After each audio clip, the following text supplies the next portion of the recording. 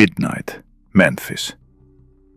The jungle room lights are off, but the air still smells like stale smoke, prescription pills, and sweat soaked into the green shag carpet. Down the hall of Graceland, behind a half-closed door, the most famous singer on earth is kneeling in front of a mirror, not a stage. His white jumpsuit is unzipped, his skin flushed, his pupils wrong. There are pill bottles lined up on the bathroom counter like tiny plastic soldiers. Dexedrine, Placidil, Demerol, Dilaudid. Names that sound like Latin, but they all mean the same thing: slow death. In the mirror, Elvis Aaron Presley looks at himself and does not see the hillbilly cat from 1956. He sees a man owned by contracts he never wrote, addicted to drugs he did not prescribe, surrounded by friends paid to keep him quiet and compliant. He is a king in a house that isn't really his. The deed says Elvis Presley, but the power belongs to someone else. 42 years old, a body that looks 10 years older, a nervous system that has been turned into a pharmaceutical experiment. And the manager whose real name the public never knew. A man who arrived in America with no documents, no past, and a gift for manipulating desperate talent. The official story will say heart failure, weight, bad diet, maybe just prescription drug abuse and poor choices. It will paint this as an American tragedy, but a personal one. A slow-motion suicide by a weak man who couldn't handle his own success. You can believe that. Or you can look at the paper trail, the medical records, the contracts, the immigration files, and the witness testimonies, and ask a different question. Who needed Elvis to be medicated, isolated, and dependent? Because when you follow the money, follow the drugs, and follow the handlers, you don't see a single broken man. You see a system, a quiet machine built to take rural genius, strip it for parts, and feed it into a network of managers, lawyers, casinos, record labels, and pharmaceutical pipelines. And the man standing at the center of that web, smiling in every backstage photo, always out of the spotlight, but never out of frame, is a Dutch immigrant who called himself Colonel Tom Parker. But that was not his name.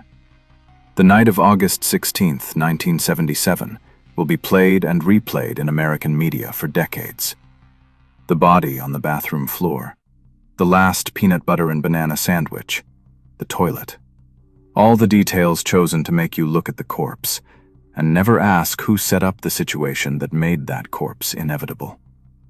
You were told the king died on the throne. You were not told that for at least a decade before that night, his blood work looked like a chemistry lab. You were not told that his so-called doctor, George Nicopolis, wrote prescriptions like a factory conveyor belt, sometimes 10,000 pills in a single month, all under the watchful eye of a manager who insisted on total control over where Elvis played, what he earned, and who he saw. You were not told that this manager had a gambling problem the size of the Las Vegas Strip, that he owed casinos millions of dollars, that every time Elvis played 2 shows a night in Vegas, bloated and half-coherent, it was paying down debts that did not belong to him. And you were certainly never told that this same manager could not leave the United States without risking exposure of his past, that he legally avoided U.S. citizenship for decades, and that he steered Elvis away from global tours because global tours would require passports and scrutiny. So Elvis stayed trapped inside a golden prison, touring relentlessly across one country to fund one man's addiction. Las Vegas was not a stage for Elvis Presley. It was a feeding tube. To understand how a poor boy from Tupelo, Mississippi became the property of a man with no real name and of a pharmaceutical death cult that quietly fed on rock stars, you have to go back to the origin. Not to Sun Records, not to the first RCA contract, but to the soil of northeastern Mississippi, to a shotgun house built by a father whose own life was marked by crime and desperation. Elvis was born in 1935 in a two-room house his father, Vernon, built with his own hands. His identical twin, Jesse Garin, was stillborn. That detail matters. Every trauma-based program in the 20th century knew this single fact about human psychology. Twin loss fractures identity. The boy grows up feeling like part of him died before he was born. That split, that hole, can be exploited. Vernon Presley went to prison in 1938 for forging a check. For a while, Gladys and 3-year-old Elvis survived on whatever they could find. Food, stability, male role models, these were not constants. They were things that could be taken away suddenly and without explanation. In that environment, a shy, sensitive child learns one thing very quickly. If you can make adults smile, they don't hit you. If you can make them cry happy tears, they feed you. Elvis found the one weapon every powerless child can discover: his voice. The Pentecostal church on Sunday, the radio on Saturday, black gospel quartets, hillbilly pickers, bluesmen across the tracks. The sound library going into his nervous system from age 5 would later be marketed to the world as rock and roll. But originally, it was a survival mechanism. It was how a poor white boy in the Jim Crow South learned to move energy, attention, and emotion. By 1953, he was driving a truck and recording at Sun for a few dollars. Still a nobody. Sam Phillips liked his voice, but didn't have the infrastructure to control what was coming. The real machinery would arrive in the form of a man with a carnival past. Thomas Andrew Parker was born Andreas van Kuik in the Netherlands. He jumped ship to America as a teenager, entered illegally, and began a life that looks, in FBI files, like a blur of scams, shows, and suspicious coincidences. Carnival worker, barker, animal trainer, advance man for political campaigns, chameleon. His colonel title came not from the U.S. Army, but from a Louisiana governor's honorary commission, the same kind of symbolic rank local politicians handed out to useful operatives. The key to Parker is not the title, it's the pattern. Wherever he went, someone else's money moved toward him. And if rumors from his Dutch hometown are to be believed, he may have fled Europe under a cloud of something far darker than unpaid bills. By the time he met Elvis in 1955, Parker had already managed Eddie Arnold and Hank Snow, seen exactly how much could be extracted from rural talent, and perfected a style of contract that looked generous in the short term and predatory in the long term. He saw in Elvis not just a singer, but a perfect specimen. A father with a criminal record, a dead twin, a mother whose emotional life was fused to her son, a deep religious streak, a terror of rejection, and a voice that could make Southern girls faint.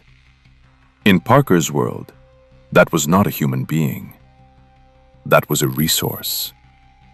The first thing Parker did was separate Elvis from anyone who might have a competing claim. Publishing, bookings, film deals, all of it came through the Colonel. He wrapped Elvis and Vernon in a fog of legal language neither of them could really parse, and then systematically enclosed him like a land grab.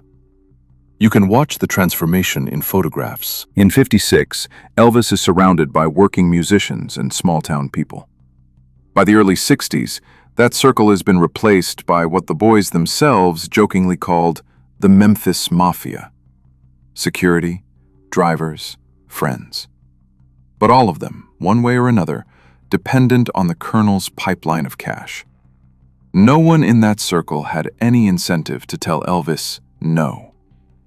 When the draft took him into the Army, Parker made sure that Elvis's brand was protected and expanded. Movies, records in the can, licensing deals. The boy was turned into a myth while he was still in uniform. When he came back, the Colonel had a new plan: Hollywood, Las Vegas, and obedience. The musician who had once sung black rhythm and blues in a way that terrified white parents found himself trapped in a string of formula films: Clam Bake, spin out, girl happy. Scripts chosen by Parker not for artistic value, but for control. No director too powerful, no co-star too big. Elvis was always the sun, and the Colonel was the orbit. And this is where the pharmaceutical angle quietly enters. Hollywood doctors had already started building a business model around performance. Keep the star thin. Keep him awake. Keep him in a mood that fits the day's shooting schedule. The pill was the perfect tool. Legal, easy to hide, easy to justify. Elvis got his first prescription amphetamines in the Army. They were officially to keep him sharp on maneuvers. Unofficially, they were the beginning of a long-term conditioning protocol. Speed to wake up, sedatives to come down, painkillers to get through the next show. By the late 60s, when Parker forced Elvis into a grueling Vegas residency at the International Hotel, that protocol had become a cage. 2 shows a night, 6, sometimes 7 nights a week, hundreds of shows a year. For a human being, that schedule is insanity. For a pharmaceutical company, it's a dream.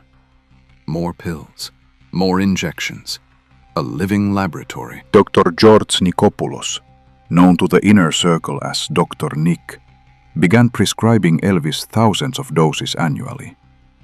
Stimulants, barbiturates, tranquilizers, opiates. On paper, every pill had a diagnosis: insomnia, back pain, anxiety. In reality, they all served one function: keep the machine running. Ask yourself a simple, uncomfortable question. Who benefits when a human nervous system is pushed past normal limits until it collapses? It was not just one greedy doctor. It was an ecosystem. The casinos that took Colonel Parker's betting markers, the hotel that signed Elvis to a long-term contract structured to benefit the Colonel as much as the star, the record label that kept releasing live albums from the same Vegas stage. Every entity in that chain needed Elvis on stage and unable to walk away. So what do you do with a man whose heart is protesting, whose liver is screaming, whose consciousness is starting to question the life he's living? You sedate him. You feed him pills. You encourage a culture where taking care of business means shutting down anything that might threaten the show. The Memphis Mafia's real job was not protection from fans. It was insulation from reality. There are stories from bodyguards about Elvis trying to fire Parker, about him talking seriously about global tours, about going to Europe, about turning his back on Vegas and doing more serious music. Every time the plan dissolved. Why? Because the man who controlled the bookings also controlled the narrative. Parker told Elvis he'd be ruined financially if he broke contracts, that the IRS would come after him, that no one else would manage him. Fear is a powerful drug. In a mind already swimming in chemicals, it becomes absolute.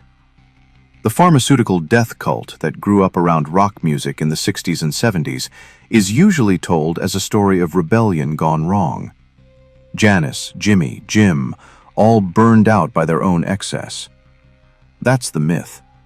The facts are colder. Doctor after doctor, working with manager after manager, wrote prescription after prescription for substances known to be lethal in combination. Amphetamines with barbiturates, opiates with sedatives, diet pills with mood stabilizers.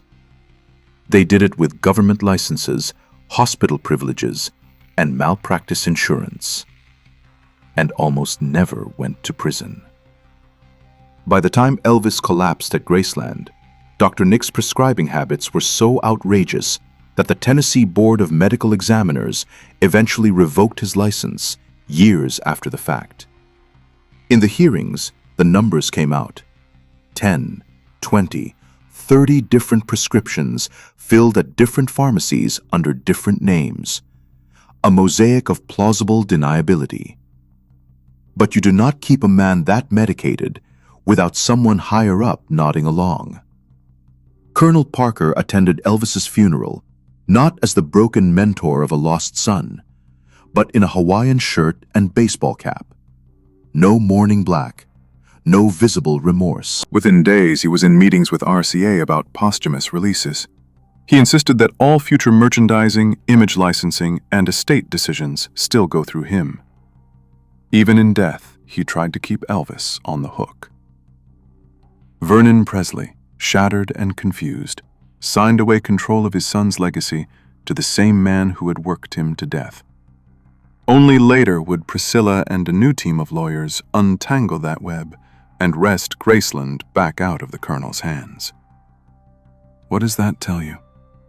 A manager was not just overreaching.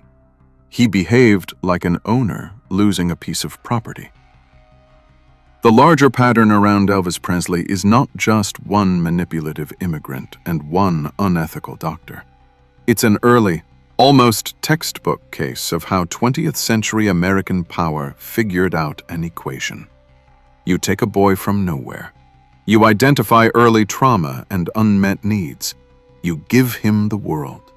Then you enclose him with agents, lawyers, and friends who all report indirectly to you. You use doctors as chemists to regulate his mood and productivity. You isolate him physically in hotels, mansions, and compounds. Every exit is monitored. Every act of rebellion is medicated. And when his body gives out, you inherit the brand. Elvis Presley, the man, died in 1977. Elvis Presley, the revenue stream, did not. Posthumous earnings, licensing deals, tribute shows, holograms, remixes. The king still makes money for corporations and families that never met the actual human being in that bathroom. The numbers are staggering, year after year. This is the dark anatomy of his wealth.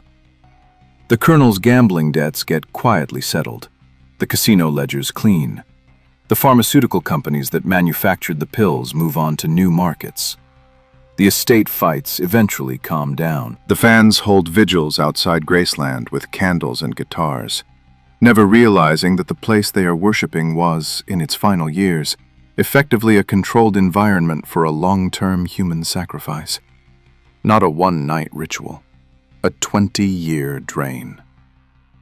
There is one more layer you have to at least consider if you grew up in an America where every major cultural shift seemed to come with a soundtrack. In the post-war period, the intelligence community did not ignore popular music. The same government that ran MK-Ultra experiments on civilians, dosing them without consent, also studied how mass media could be used to shape behavior. Rhythm, repetition, archetypal figures, sex symbols, rebels.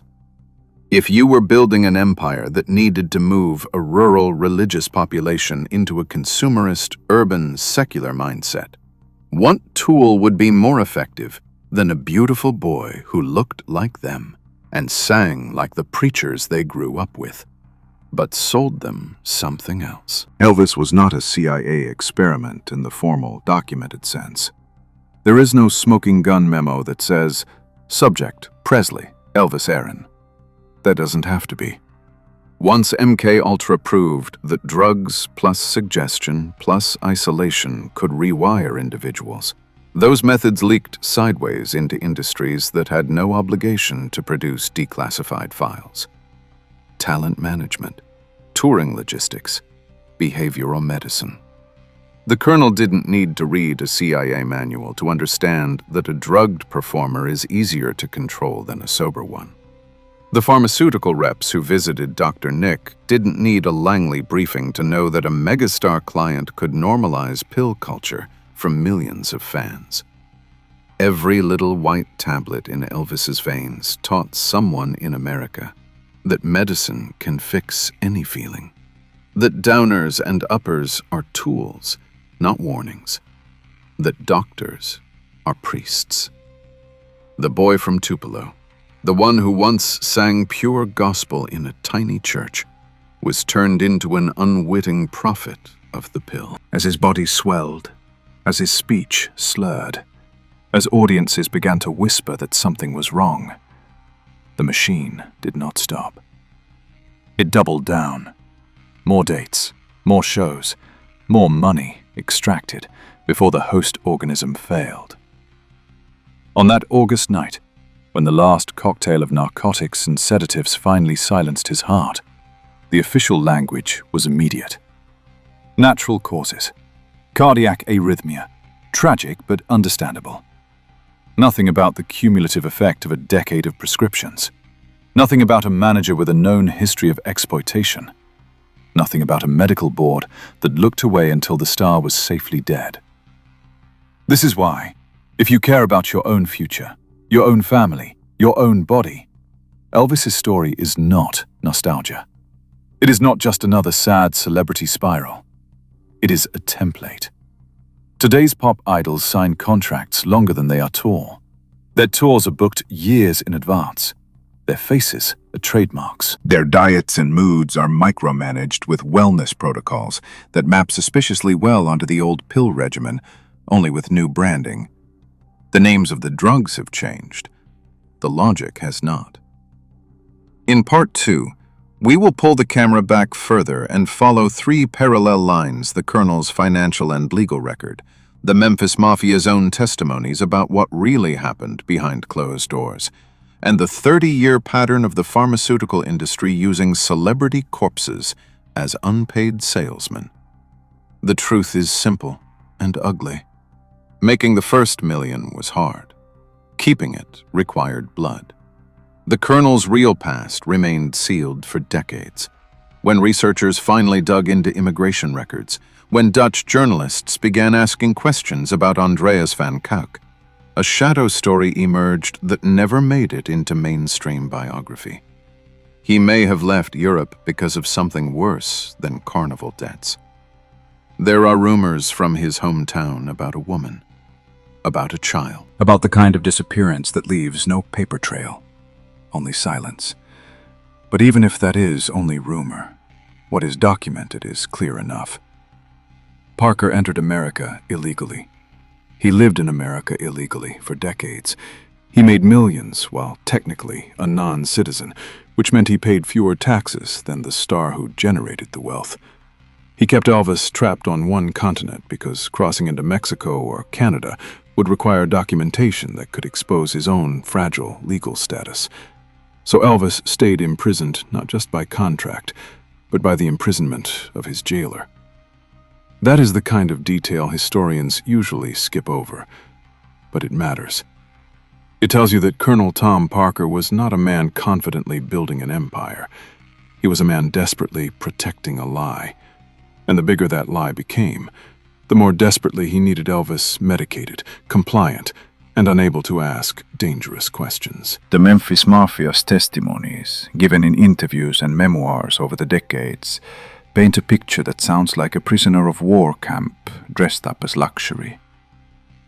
Joe Esposito, the closest friend, described walking through Graceland at 3 a.m, finding Elvis awake, confused, surrounded by pill bottles, unable to remember what day it was. Not one of these mornings, multiple times, regular, normalized. Jerry Schilling, who loved Elvis like a brother, wrote about the desperation in his eyes when he realized he could not get off the chemicals without the Colonel knowing. Every attempt to cut back was met with pressure.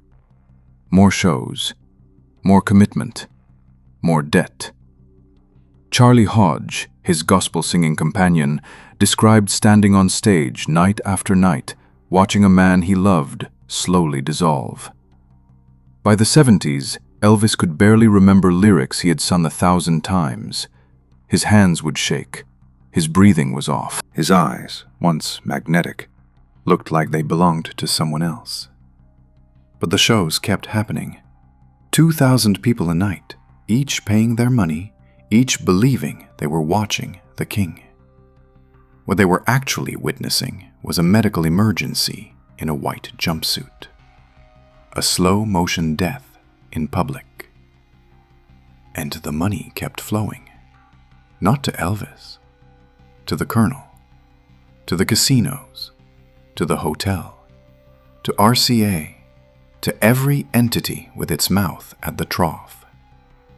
Elvis made more money in those Vegas years than almost any performer in history, and almost none of it stayed in his hands. The contracts, the management fees, the casino losses that the Colonel racked up and then had mysteriously paid down, the investments in ventures that collapsed, the perpetual tour commitments that made early retirement impossible. The math is simple. Elvis was worth more to the system sick than healthy, medicated than clear, trapped than free. Dr. Nick's prescribing habits, when examined decades later by medical boards, were shocking even by the permissive standards of the era. But here is the question no one asked loudly enough at the time. Who was responsible for monitoring the monitor? In any normal system, a doctor writing 30,000 pills a year to one patient would trigger alerts. Insurance companies would audit. Hospital ethics boards would investigate. The DEA would ask questions. But Elvis was not normal. Elvis was an asset with too much money to hide misbehavior, too much fame to make anyone want to look closely, and handlers who understood that a clean bill of health was bad for business. So Dr. Nick prescribing became industrial. Pharmacy managers recognized his handwriting and started filling orders without the usual delays.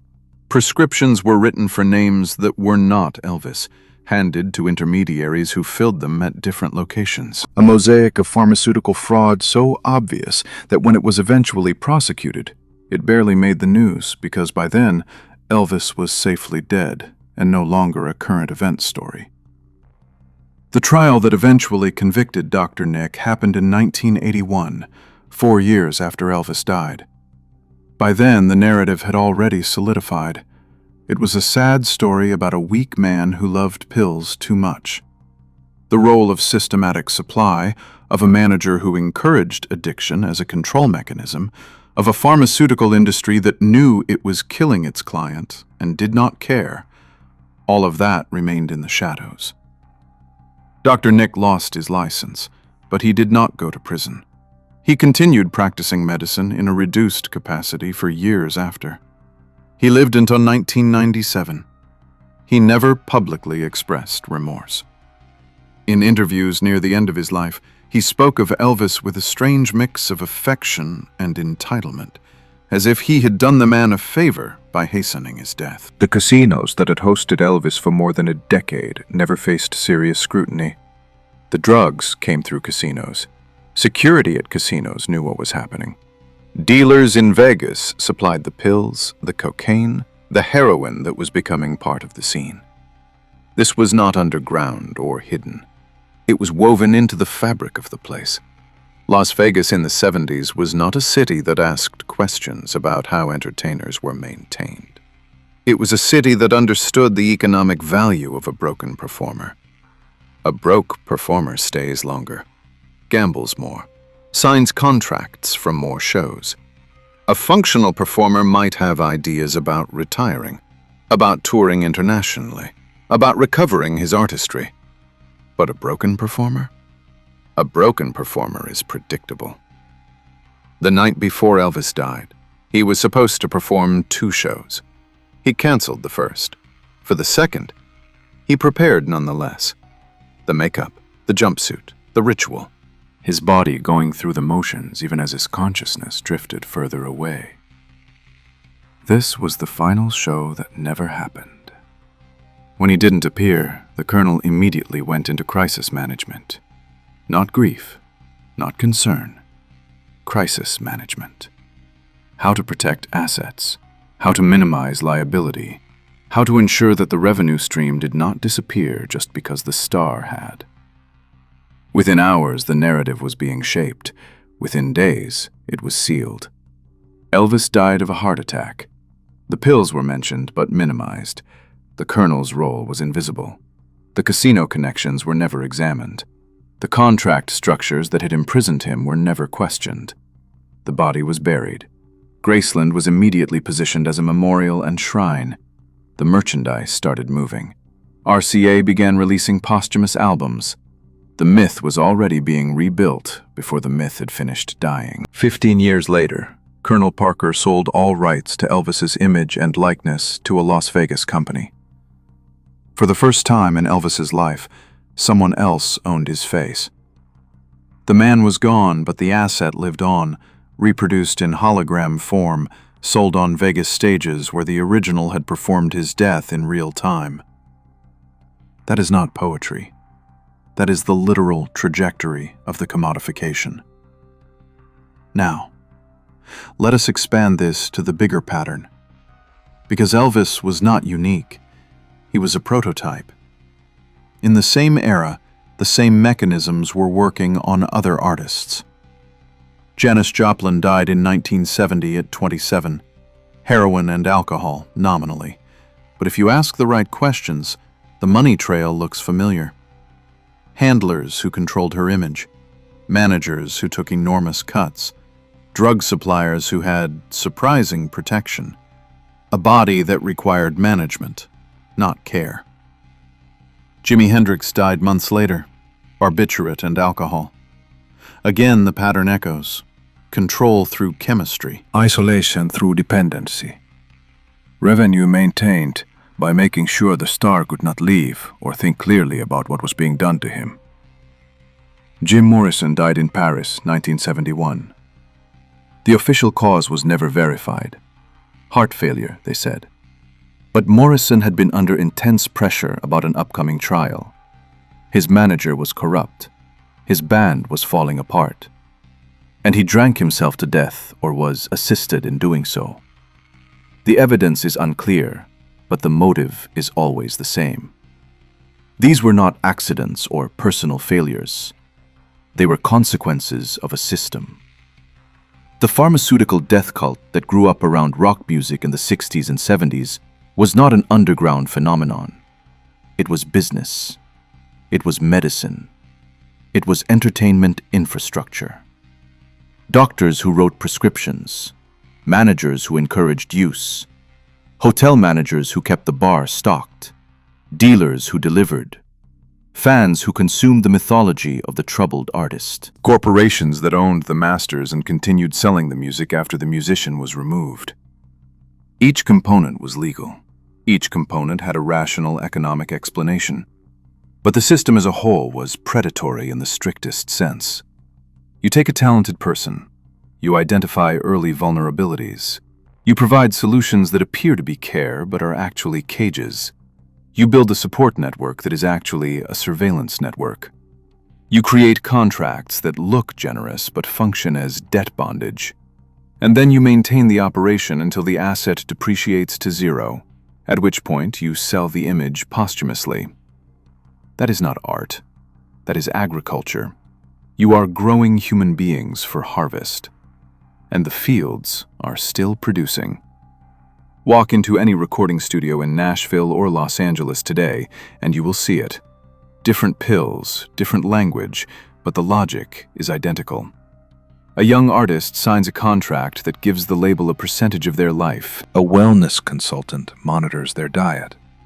A tour manager controls their schedule. A security team isolates them from people who might provide different advice. A doctor writes prescriptions for whatever keeps the machine running. The only things that have changed are the chemicals and the terminology. They call it career management now instead of exploitation. They call it artist development instead of asset cultivation. They call pills supplements instead of drugs. They call addiction recovery instead of acknowledging dependency. But the machine has not stopped.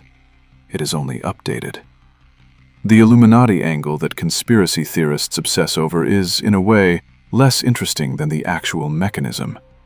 You do not need a secret meeting of elites to decide that a drugged performer is easier to control than a sober one. You do not need elaborate hand signals to maintain a system where money flows upward and compliance is chemically maintained. You do not need to believe in a conscious conspiracy when the incentive structure does all the work. Every manager, every doctor, every hotel owner, every pharmaceutical company representative has a rational, individual reason to keep the machine running exactly as it runs. no conspiracy needed. Just incentive. Just profit.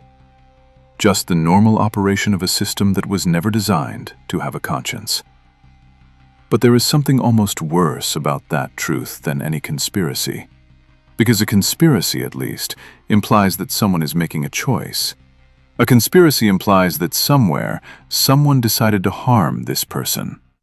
The truth is less dramatic, but more chilling. No one decided it. It just happened. The system ran. The money moved. The body deteriorated. The pills accumulated.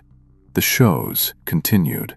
And at no point did any individual actor have to make a conscious decision to harm the human being at the center. They just had to do their job.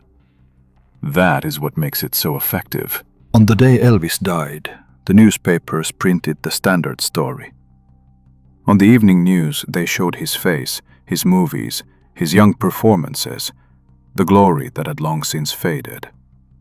The story was immediate and complete. Rock and roll's greatest star, cut down too soon by his own excesses. A tragedy. A warning about the dangers of fame. A reminder that even kings are mortal. All of that is true. What was left out is also important. The money that was not paid to him. The contracts that imprisoned him. The doctor who was complicit. The manager who profited. The system that required his death to continue functioning at all.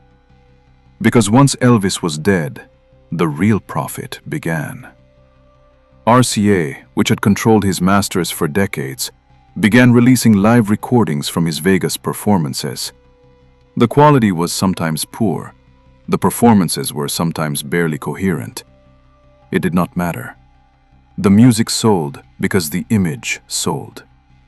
The image was now fully controlled. It could not contradict anything. It could not speak back. It was perfect. The casinos that had hosted him began selling commemorative packages. The hotel rooms where he had performed began charging premium prices for the Elvis suite. Tour companies brought millions of people to Graceland. The man's home became a museum, a shrine, a monument to the thing he had become by the end. Every dollar those people spent went to the system that had killed him. That is not a metaphor. The energy of his talent, the beauty of his voice, the uniqueness of what he could do when he was free to create, all of that had been extracted, packaged, and sold before he died. What remained was a corpse whose image could be licensed and relicensed forever. The pharmaceutical industry learned from Elvis. Not just the direct lesson that musicians can be medicated into compliance, but the meta lesson that a dead celebrity is a perfect marketing tool. The body does not age. The image cannot become a problem. And the drugs that kill them can be sold to the next generation under different names. Every young person in America who was prescribed Adderall to focus, or Xanax to calm down, or painkillers for a sports injury, was drinking from the well that Elvis dug with his dying body. The system worked so well that it was formalized. Today, there are entire pharmaceutical companies whose business model depends on the pharmaceutical management of celebrities. Image consultants, who are really pharmaceutical representatives. Health and wellness coaches, who dispense pills with the same authority that doctors once did. Talent managers, who have equity stakes in the treatment of their clients. The symbiosis is complete. You want to know where the Colonel's money went after Elvis died? Some of it went to Vegas casinos to cover old gambling debts. Some went to lawyers. Some went into his own estate. But a surprising amount of it went to pharmaceutical companies and to the estates of the doctors who had managed Elvis.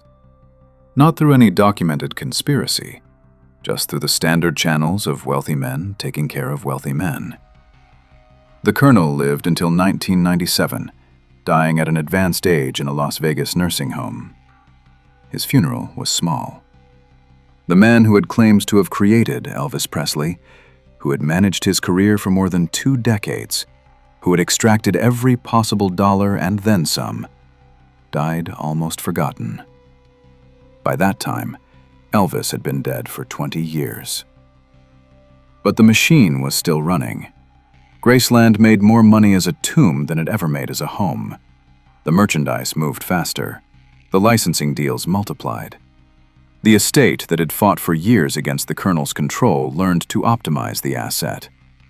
The difference between what the Colonel did and what the Presley estate now does is merely one of scale and sophistication. He was an amateur compared to what came after. Here, then, is the real story of Elvis Presley. He was not a man who died. He was a resource that was extracted. The extraction took 42 years and involved a conspiracy that did not have to involve any explicit agreement between the parties. It involved only rational self-interest at every level. A boy from poverty who wanted to belong, parents who needed protection, a manager who saw a commodity, a pharmaceutical industry that saw a market, hotels that saw revenue, record labels that saw intellectual property, and in the end, a system that saw a dead performer as more valuable than a living one. The tragedy is not that he took drugs. The tragedy is that he was not allowed to stop. The conspiracy is not that someone was explicitly out to kill him. The conspiracy is that the system was designed so that his death was structurally inevitable. Every show, every pill, every day that passed moved him closer to the inevitable conclusion. The Colonel did not have to actively murder Elvis. He just had to maintain the conditions under which Elvis's body would eventually fail, and the system did the rest. Today, if you go to Graceland, you will see the museum. You will see the clothes, the cars, the awards. You will see the mythology. And if you are observant, if you are willing to ask uncomfortable questions, you will see the tomb, not of a man, of an industry. The industry that discovered it could make more money from a dead star than a living one. The industry that learned that fame plus chemistry equals control. The industry that understood that a beautiful, talented, traumatized boy could be turned into a perfect, perpetual revenue stream. That discovery did not die with Elvis. It was only refined. Walk through any major American city. Look at the billboards advertising antidepressants. Look at the television commercials for anxiety medication. Look at the celebrities who were always photographed in treatment, in recovery, in wellness centers. Look at the documentary series about musicians who died at 27. The system is still hunting. It is still extracting. It is still maintaining the conditions under which talented, vulnerable people become medicated, dependent, isolated, and eventually deceased. The difference now is that we know the template. We know what the game is. We know that when you see a star being medicated, when you see isolation being called protection, when you see a manager taking massive cuts while the artist is broke, when you see pharmaceutical companies advertising through art instead of selling drugs through doctors, you are looking at the continuation of the Elvis protocol. The Colonel died thinking he had won. He had extracted more than most men ever dream of. He had created a mythology. He had built an empire on the corpse of a friend. But in the end, he is remembered as a manager who used drugs to control a star. And Elvis, medicated and broken as he was toward the end, is still remembered as the king. The Colonel is a footnote. Elvis is immortal. That is not a victory for Elvis. It is not a suggestion that things worked out well, but it is a reminder that even systems this effective, this brutal, this perfectly designed to extract value and maintain control, cannot completely erase the human being at the center. You can drug him, you can isolate him, you can extract his talent, you can sell his image, you can profit from his death, but you cannot erase him. His voice still exists. The songs he made when he had choice, when he was free, when his talent was his own, those still carry power. Not because they were made by a perfect system, but because they were made by a man who, for at least a moment, escaped it. That is the only resistance possible. The moment of creation before the machine takes over. The note sung when no one is watching. The genuine moment before the commodification begins. Elvis lived 42 years. The first 20 or so, before Colonel Parker owned him completely, he made music that changed the world. The last 20, he was a prisoner in a gold cage, medicated and desperate. Take from that what you will. But know this, the system that imprisoned him is still running. The template is still being used. The chemistry is still being perfected. The contracts are still being signed by desperate people who do not understand what they are giving away. And somewhere in Memphis, in the mansion where a king became a prisoner, the lights are still on. The tours still happen. The money still flows. The machine keeps running. It is still hungry. And there are always more boys with beautiful voices, traumatized childhoods, and parents who need protection. The system is not finished. It has only learned to hide better.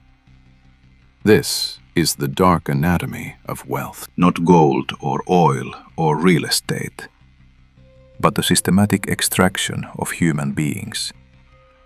The conversion of talent into medication, into revenue, into posthumous licensing, into infinity. Welcome to the American dream.